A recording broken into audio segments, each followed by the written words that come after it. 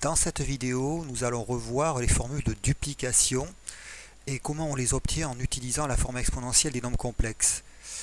Alors en fait, on va obtenir ces deux formules en simultané, cosinus de 2θ, sinus de 2θ, en fonction de cosinus θ et de sinus θ.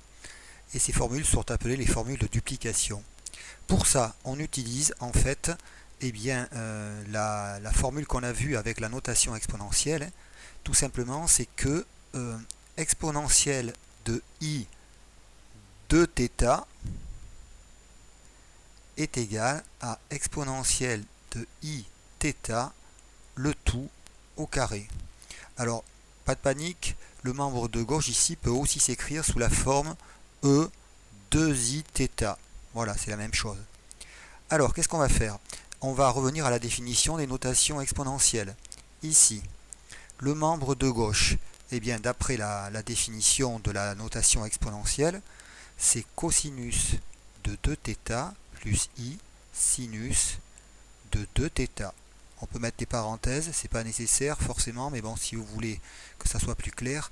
Ensuite, c'est égal à quoi? C'est égal à eiθ au carré. Eiθ, c'est cos θ plus i sinus θ, le tout au carré. Bien, le membre de gauche, il est déjà écrit sous forme algébrique, on n'y touche pas. Donc en fait, on va calculer le membre de droite, on va développer avec l'identité remarquable. Ça veut dire que ça va nous faire cos carré θ plus le double produit 2i cos θ sin θ plus i sinus θ, le tout au carré. D'accord? Le dernier carré de l'identité remarquable. Le membre de gauche, il ne bouge toujours pas. Et on termine notre petit calcul à droite. Cos carré θ. Alors ici, vous avez i carré sinus carré θ. Et ici, on peut l'écrire sous la forme i facteur de 2 cos θ sin θ. Alors, de suite, on va s'empresser de remplacer i carré par moins 1. Et ça va nous donner cos carré θ. Alors, je le laisse devant parce que c'est un nombre réel. Et puis ici, je vais avoir un moins sin carré θ, qui est aussi un nombre réel.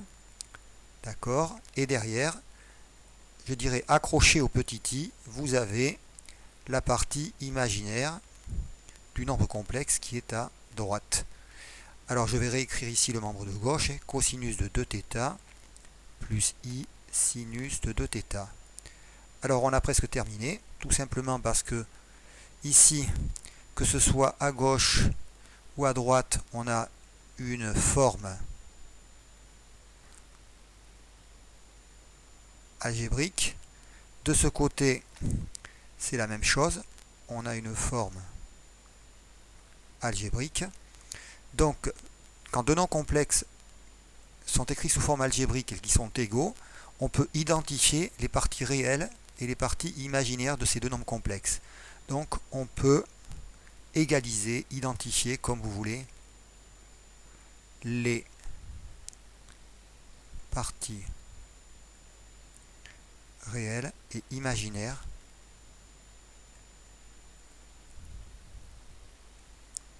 de ces deux nombres